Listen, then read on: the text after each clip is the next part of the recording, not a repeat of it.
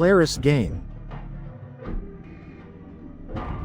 The attic smelled of mildew and forgotten memories. It was the kind of smell that clung to you, almost as if the past refused to let go. The beams of sunlight that cut through the slats in the roof illuminated specks of dust that danced in the air like restless ghosts. Emma was 12, old enough to know better but young enough to still be curious about the mysterious corners of her family's old Victorian home. Her parents had always told her to stay out of the attic. It was unsafe, cluttered with broken furniture and boxes of junk. But the lure of forbidden places was too strong, especially after she'd overheard her mother muttering about Grandma's strange things while sorting through old boxes in the basement. The pull-down stairs creaked under Emma's weight as she ascended. The dim light of her flashlight swept over the clutter: cracked porcelain dolls, yellowed newspapers, and stacks of books bound with rotting twine. But what caught her eye was a small wooden chest tucked in the farthest corner. It looked out of place, pristine compared to the rest of the decay around it. The chest was no bigger than a shoebox and had carvings of swirling vines and flowers etched into its surface. The latch was cold to the touch, as if it had just been pulled from a freezer. Emma hesitated for a moment before opening it. Inside, wrapped in delicate tissue paper, was a doll. It wasn't like any doll she'd ever seen. The head was porcelain, with eerily realistic blue eyes framed by blonde curls. Its body, however, was made of cloth, stitched with precision so perfect it felt alive in her hands. The most curious part was its smile, a faint, known curve of the lips that seemed to follow her every move. Emma held the doll up, inspecting it in the weak light. "I think I'll call you Clara," she whispered. As soon as she spoke, the air in the attic grew heavy, pressing down on her chest. She felt as though the doll's smile widened, just a fraction, but enough to send a shiver racing down her spine. That night, she placed Clara on the shelf above her bed. Her parents would have taken it away if they knew she'd been rummaging in the attic, so she didn't tell them. But as the hours passed, Emma's excitement about her find gave way to unease. She woke to the sound of something soft tapping against the wooden floor. Tap, tap, tap. Her eyes darted around the dark room until they landed on Clara. The doll was no longer on the shelf. It sat on the floor, its head tilted upward, staring directly at her with those lifelike blue eyes. Emma's breath caught in her throat. "I must have knocked it off earlier," she whispered to herself, though the doubt in her voice betrayed her. She climbed out of bed, placed Clara back on the shelf, and tucked herself under the covers. But just as she was drifting off, the sound came again. Tap, tap, tap. And this time, it wasn't just the tapping. It was the softest sound of laughter. Emma bolted upright, her heart thundering. The laughter was faint, childlike but hollow, like the echo of a giggle in an empty hallway. It seemed to float around the room, slipping through the darkness like smoke. Her eyes darted to the shelf. Clara wasn't there. "Mom? Dad?" she called out, her voice trembling. No answer. The house was deathly silent, the kind of silence that amplified every creak and whisper of wind. Emma reached for her flashlight on the nightstand and swept its beam across the room. There, Clara sat in the corner, her tiny porcelain hands resting on her cloth knees, her head tilted as if she were listening. "I didn't put you there," Emma muttered under her breath. She felt like the walls were closing in, the air too thin. Her skin prickled with the sensation of being watched. Summoning her courage, Emma crept out of bed. The wooden floor was cold under her bare feet as she approached the doll. Every step felt heavier, as though the shadows themselves were weighing her down. She bent to pick Clara up, but just as her fingers brushed the cloth body, the flashlight flickered and went out. "No, no, no," Emma whispered, smacking the side of the flashlight in a panic. The beam sputtered back to life, and she froze. Clara's head had turned. It was only slight, but it had definitely shifted. Her painted smile seemed sharper, her blue eyes catching the light in a way that made them look wet, alive. Emma snatched the doll and hurried back to her bed, her hands trembling. She shoved Clara into her bedside drawer and slammed it shut. "You're just a stupid doll," Emma whispered, trying to convince herself. She pressed her back against the headboard, knees drawn to her chest, and waited for morning. When the sunlight finally streamed through her bedroom window, Emma's fear felt ridiculous. She hadn't slept a wink, but in the daylight, everything seemed smaller, less menacing. Clara stayed in the drawer. That evening, Emma's mother called her to the dining room to help with setting the table. They didn't talk much as they ate, her father absorbed in the evening news and her mother lost in her thoughts. Emma didn't mention the doll, she wasn't even sure what she'd say. After dinner, she decided to go back to the attic. She didn't know why, maybe to reassure herself that the chest had been as innocuous as it seemed. The attic felt colder this time, as if winter had settled there despite the warm September air. She climbed the stairs cautiously, her flashlight gripped tight in her hand. When she reached the top, her stomach dropped. The chest was back in its corner, but now it was open. The tissue paper that had once wrapped Clara was gone, scattered in pieces across the floor like wilted flowers. And inside the chest, in the same pristine handwriting that marked the attic boxes, was a note. It read, "She likes games. Play along." Emma stepped back, her foot catching on a loose floorboard.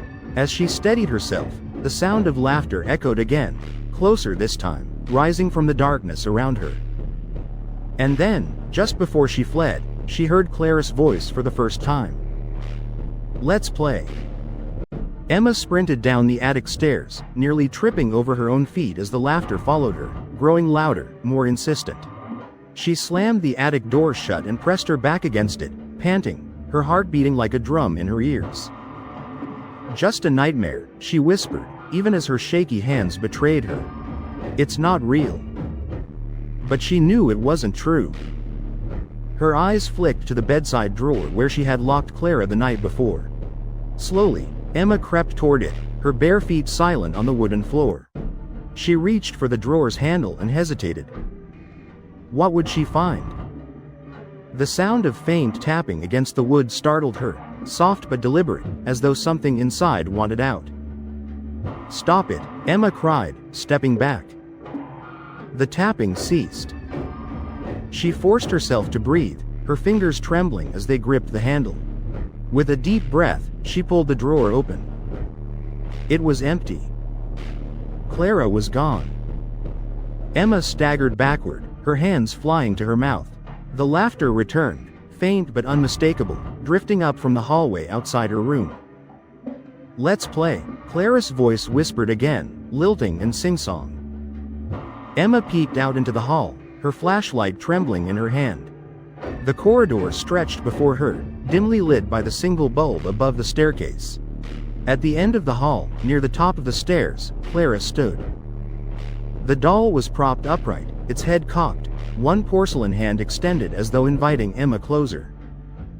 And beneath the doll, scrawled in something dark and wet, was another note.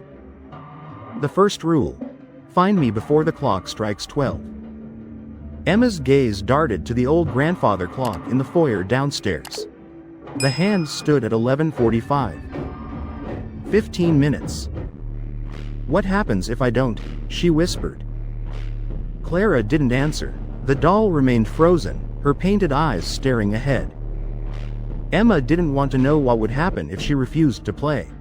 Something deep inside her, a primal instinct, screamed that ignoring the game would only make things worse. She grabbed her phone from her nightstand, flipping on the flashlight app to double the light. "It's just a stupid game," she whispered, trying to summon courage she didn't feel. When she stepped into the hallway, Clara was gone. The house was a maze of shadows, each corner stretching into a yawning abyss. Emma moved cautiously, her steps light, her breath shallow. Every creak of the floorboards echoed in the silence, her flashlight casting long, jittery beams of light on the walls. "Where are you?" she muttered, her voice shaking. The living room was empty, as was the kitchen. She glanced at the clock again, 11:53. The basement. Emma didn't want to go down there, but the thought clawed at her mind. Clara liked the attic. Why not the basement, the house's other forgotten space? She stood at the top of the basement stairs, the open doorway yawning like a mouth. The light switch didn't work. Of course it didn't. I hate this, Emma said aloud, her voice cracking. She descended the steps slowly, her flashlight cutting through the darkness.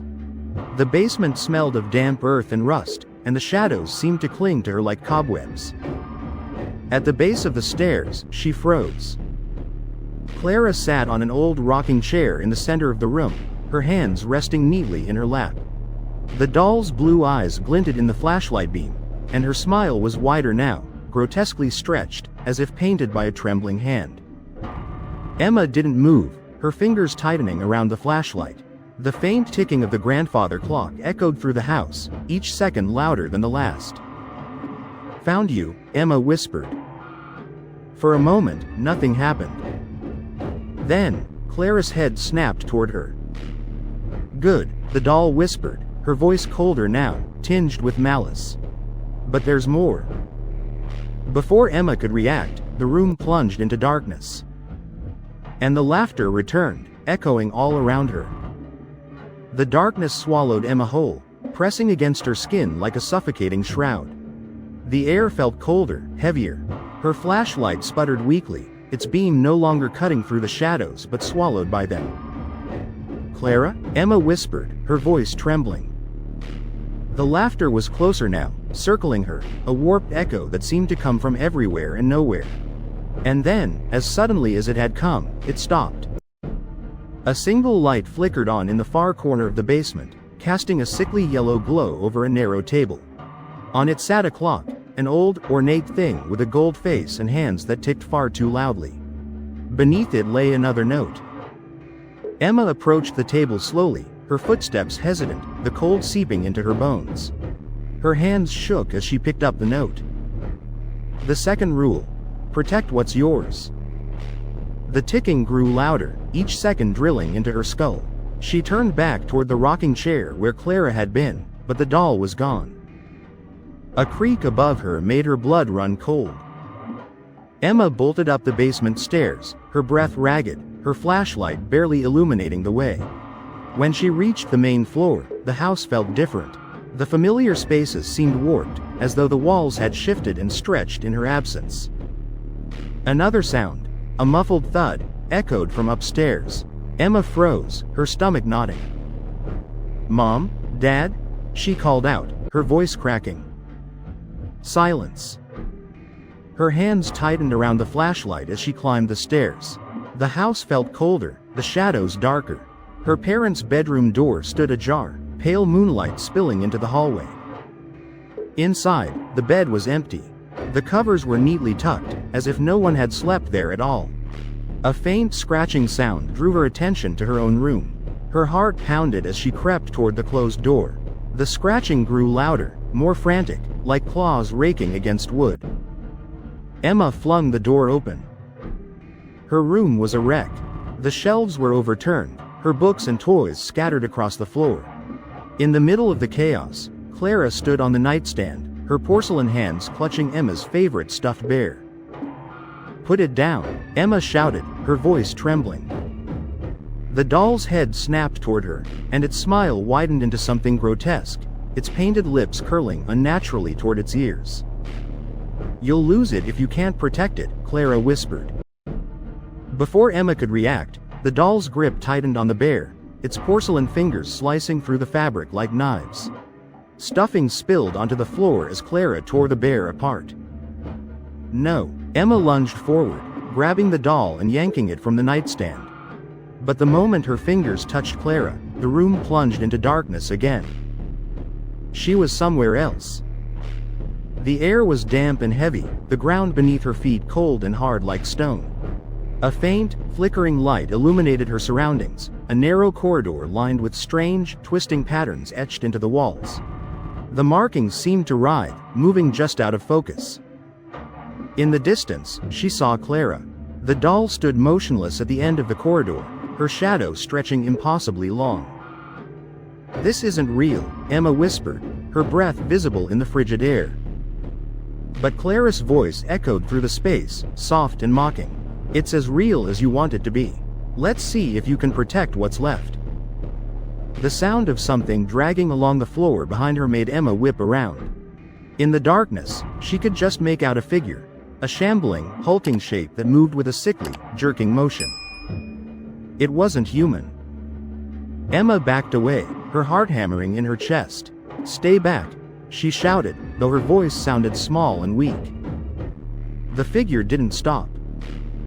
"Clara," Emma screamed, turning back toward the doll. "What do you want from me?" "Prove you're strong enough," Clara replied, her voice sweet but hollow. "Or lose everything." Emma's grip tightened on her flashlight. She wasn't sure what she was supposed to do, but she knew one thing.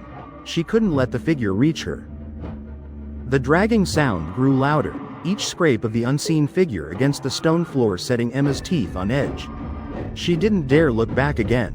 Instead, she focused on Clara, her porcelain face lit faintly by the strange, flickering light at the end of the corridor. "I don't understand," Emma yelled, her voice cracking. "What do you want from me?" "Everything," Clara whispered, the words stretching unnaturally, echoing through the narrow space. Her tiny porcelain hand lifted, pointing toward Emma. "But first, show me you're worthy to keep it."